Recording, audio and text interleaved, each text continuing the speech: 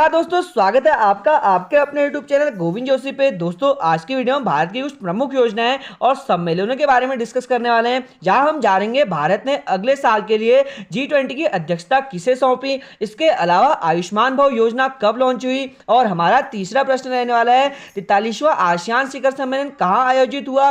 और अगला प्रश्न हमारा रहेगा भारत और सऊदी अरब के बीच किस क्षेत्र में समझौता हुआ। और इसके बाद हम जानेंगे भारत की पहली सोलर सिटी का उद्घाटन किस राज्य में हुआ।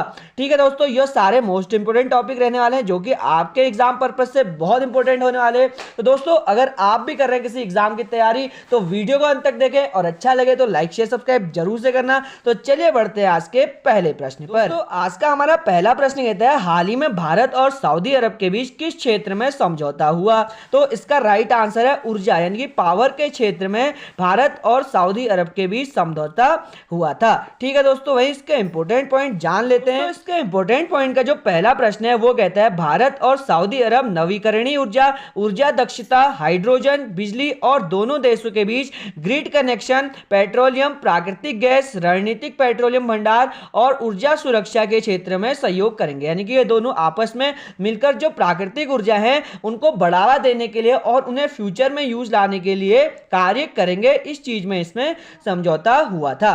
ठीक है दोस्तों, वही इसका दूसरा टॉपिक कहता है यह समझौता कब हुआ। तो यह समझौता 10 सितंबर को हुआ। ठीक है, 10 सितंबर को यह समझौता हुआ था। ठीक है, वहीं इसका तीसरा प्रश्न है वो कहता है इस समझौते में भारत की अध्यक्षता किसने की, यानी कि भारत की तरफ से कौन शामिल था। तो प्रधानमंत्री नरेंद्र मोदी ने इसकी अध्यक्षता की है भारत की तरफ से। यह हो गया इसका इंपोर्टेंट टॉपिक। आई होप आपको समझ आ गया होगा। तो चलिए आगे बढ़ते हैं।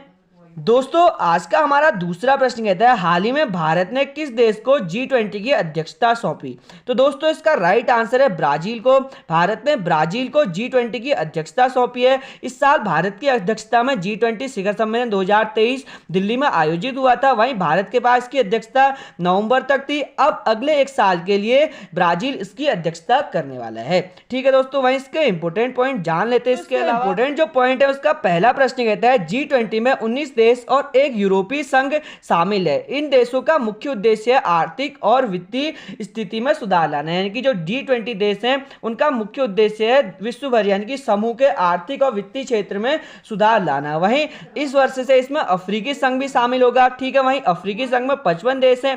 ठीक है, इसके इंपोर्टेंट टॉपिक हो जाते हैं। वहीं अगले वर्ष से इसमें इसका नाम G21 भी हो जाएगा। ठीक है दोस्तों, क्योंकि अफ्रीकी संघ इसमें शामिल होने वाला है। ठीक है, इसके अलावा इसका दूसरा प्रश्न कहता है इस वर्ष इसकी अध्यक्षता किसने की।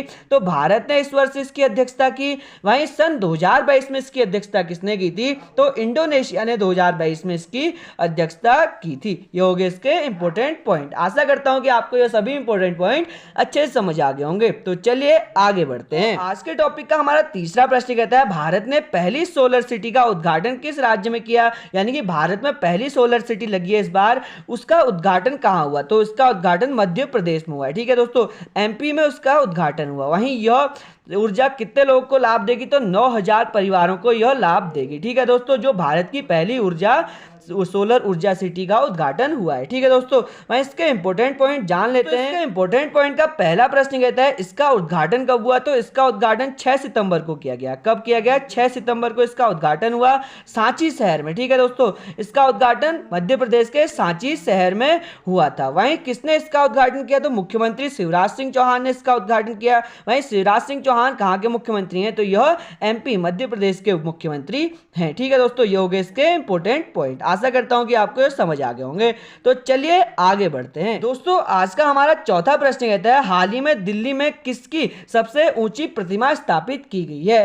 तो इसका राइट आंसर है नटराजन प्रतिमा। ठीक है, नटराज प्रतिमा स्थापित की गई है। कहां स्थापित की गई है। दिल्ली के प्रगति मैदान में। ठीक है दोस्तों, वहीं इसके इंपोर्टेंट टॉपिक जान लेते हैं। यानी कि इसके इंपोर्टेंट टॉपिक क्या कहते हैं। इंपोर्टेंट पॉइंट का जो पहला प्रश्न है वो कहता है नटराज प्रतिमा क्या है। तो नटराज प्रतिमा, यह प्रतिमा अष्टधातु से बनाई गई है। वहीं यह दुनिया की सबसे ऊंची मूर्ति मानी जाती है। ठीक है दोस्तों, यह दुनिया की सबसे ऊंची मूर्ति है। ठीक है, इसके अलावा यह भगवान शिव के रूप में मानी जाती है। यानी कि भगवान शिव का रूप माना जाता है नटराज प्रतिमा को। ठीक है, वहीं यह 27 फीट ऊंची हो 28 टन वजनी है। इसकी लंबाई कितनी है 27 फीट इसकी लंबाई है। वहीं इसका वजन कितना है तो 18 टन इसका वजन माना जाता है। ठीक है, वहीं यह कहां पर लगाई गई है तो यह दिल्ली के प्रगति मैदान में बने भारत मंडपम पर लगाई गई है, जहां पर G20 सम्मेलन 2023 संपन्न हुआ था। ठीक है दोस्तों, ये हो गए इसके इंपोर्टेंट पॉइंट। तो चलिए आगे बढ़ते हैं। पांचवा प्रश्न कहता है, हाल ही में किस राज्य सरकार ने मुख्यमंत्री मेधावी छात्र प्रोत्साहन योजना शुरू की है? तो इसका राइट आंसर है उड़ीसा राज्य ने। ठीक है दोस्तों, उड़ीसा राज्य ने यह योजना शुरू की है। वहीं इसके इंपोर्टेंट टॉपिक जान लेते हैं। तो इसके इंपोर्टेंट टॉपिक कहते हैं, मुख्यमंत्री मेधावी छात्र योजना किसने शुरू की? तो यह उड़ीसा के मुख्यमंत्री नवीन पटनायक जी ने शुरू की। वहीं इसका बजट कितना है? तो इसका बजट 811 करोड़ रुपए है। ठीक है दोस्तों, 811 करोड़ रुपए इसका बजट है, जो कि अच्छा प्रदर्शन करने वाले छात्रों को दिया जाएगा। ठीक है दोस्तों, ये हो गया इसका इंपोर्टेंट पॉइंट। तो चलिए बढ़ते हैं अपने अगले प्रश्न पर। आज का हमारा अगला यानी कि छठा प्रश्न कहता है, राष्ट्रपति द्रौपदी मुर्मू ने स्वास्थ्य संबंधित कौन सी योजना शुरू की है? तो द्रौपदी मुर्मू ने स्वास्थ्य संबंधित आयुष्मान भव योजना शुरू की है। ठीक है दोस्तों, आयुष्मान भव योजना शुरू की है द्रौपदी मुर्मू जी ने। वहीं इसके इंपोर्टेंट टॉपिक जान लेते हैं। इसका इंपोर्टेंट पॉइंट का जो पहला प्रश्न है वो कहता है, आयुष्मान भव योजना कब लॉन्च हुई? तो यह 13 सितंबर को लॉन्च की गई थी। वहीं 17 सितंबर यानी कि आज से यह शुरू हो जाएगी। ठीक है दोस्तों, वहीं इसका लाभ जानते हैं। तो इसका लाभ कहता है 5 लाख का इलाज मुफ्त दिया जाएगा 35 करोड़ लोगों को। ठीक है दोस्तों, कितने लोग को मुफ्त इलाज मिलेगा? 35 करोड़ लोगों को इसका मुफ्त इलाज मिलेगा 5 लाख रुपए का। ठीक है दोस्तों, ये हो गए इसके इंपोर्टेंट पॉइंट। तो चलिए आगे बढ़ते हैं और जानते हैं अपना अगला प्रश्न। तो आज का हमारा अगला यानी कि 7वां प्रश्न कहता है, हाल ही में 43वां आसियान शिखर सम्मेलन कहां आयोजित हुआ? तो इसका राइट आंसर है जकार्ता इंडोनेशिया में संपन्न हुआ। ठीक है दोस्तों, जकार्ता इंडोनेशिया में यह संपन्न हुआ था। कौन सा? 43वां आसियान शिखर सम्मेलन। ठीक है, वहां इसके इंपोर्टेंट टॉपिक जान लेते हैं। इसके इंपोर्टेंट पॉइंट का जो पहला प्रश्न है वो कहता है, आसियान शिखर सम्मेलन कब शुरू हुआ? तो इसकी शुरुआत 1967 में की गई थी। ठीक है, इसकी शुरुआत 1967 में की गई थी, जिसमें शुरुआत में 5 देश शामिल थे। ठीक है, वहीं यह कौन सा संस्करण है आसियान का? तो यह 43वां संस्करण है। और इसके अलावा इसमें प्रश्न पूछा जाता है कि इसमें भारत शामिल है? तो आसियान में जो है भारत शामिल नहीं है। ठीक है, भारत इसमें शामिल नहीं है। ये हो गए इसके इंपोर्टेंट पॉइंट। तो चलिए बढ़ते हैं अपने अगले प्रश्न पर। तो आज का हमारा 8वां प्रश्न कहता है, नेहरू मेमोरियल पुस्तकालय एवं संग्रहालय का नाम बदलकर क्या रखा गया है? तो नेहरू मेमोरियल पुस्तकालय संग्रहालय का नाम बदलकर प्रधानमंत्री संग्रहालय रख दिया गया है। ठीक है दोस्तों, पीएम संग्रहालय इसका नाम रखा गया है। ठीक है, वहीं इसके इंपोर्टेंट टॉपिक जान लेते हैं। तो इसके इंपोर्टेंट पॉइंट का जो पहला प्रश्न है वो कहता है, नेहरू संग्रहालय कब बना? तो यह बना 14 नवंबर 1964 को। कब बना? 14 नवंबर 1964 को बना था।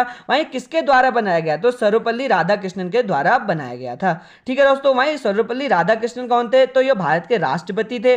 ठीक है, राष्ट्रपति थे। वहीं सर्वपल्ली राधाकृष्णन के जन्मदिन को क्या मनाया जाता है? तो वो टीचर्स डे के रूप में मनाया जाता है, जो कि कब आता है? तो यह आता है 5 सितंबर को। ठीक है, यह हो गए इसके इंपोर्टेंट पॉइंट, जो कि आपके करंट अफेयर में आ सकते हैं। तो चलिए आगे बढ़ते हैं और जानते हैं अपना अगला प्रश्न। दोस्तों, आज का हमारा अगला प्रश्न है, केंद्र सरकार द्वारा किसको वन नेशन वन इलेक्शन का अध्यक्ष बनाया गया है? तो दोस्तों, केंद्र सरकार द्वारा 2019 में वन नेशन वन इलेक्शन का प्रावधान रखा गया था। ठीक है, वन नेशन वन इलेक्शन का प्रावधान कब रखा गया?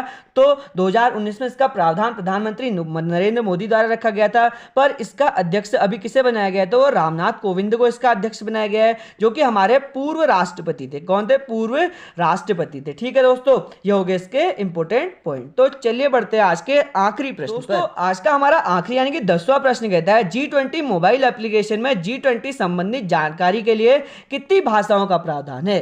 तो इसका राइट आंसर है 10 भाषाओं का। ठीक है दोस्तों, जो G20 एप्लीकेशन में उसे G20 संबंधित जानकारी के लिए 10 भाषाओं का प्रावधान रखा गया है। ठीक है, वहीं इसके इंपोर्टेंट टॉपिक जान लेते हैं। इसके अलावा इसके इंपोर्टेंट टॉपिक क्या कहते हैं? इंपोर्टेंट पॉइंट का जो पहला प्रश्न है वो कहता है, भारत की G20 की अध्यक्षता कब खत्म होगी? तो भारत की G20 की अध्यक्षता 30 नवंबर को खत्म होगी। ठीक है, 30 नवंबर को भारत की G20 की अध्यक्षता खत्म होगी। ठीक है, वहीं इसकी अध्यक्षता भारत को कब मिली थी? तो यह मिली थी 1 दिसंबर 2022 को। 1 दिसंबर 2022 को यह अध्यक्षता मिली थी भारत को। वहीं 30 नवंबर को यह खत्म हो जाएगी। ठीक है, यह कहता है इसका इंपोर्टेंट पॉइंट। तो दोस्तों, आशा करता हूं कि आपको सभी के सभी इंपोर्टेंट पॉइंट अच्छे से समझ आ गए होंगे, सभी क्वेश्चन अच्छे से समझ आ गए होंगे। अगर अच्छे से समझ आए तो लाइक शेयर सब्सक्राइब जरूर से करना, और ऐसी मोर इंटरेस्टिंग वीडियो देखने के लिए हमारे चैनल के साथ बना रहना। चलो मिलते हैं आपसे अगली वीडियो में। बहुत बहुत धन्यवाद।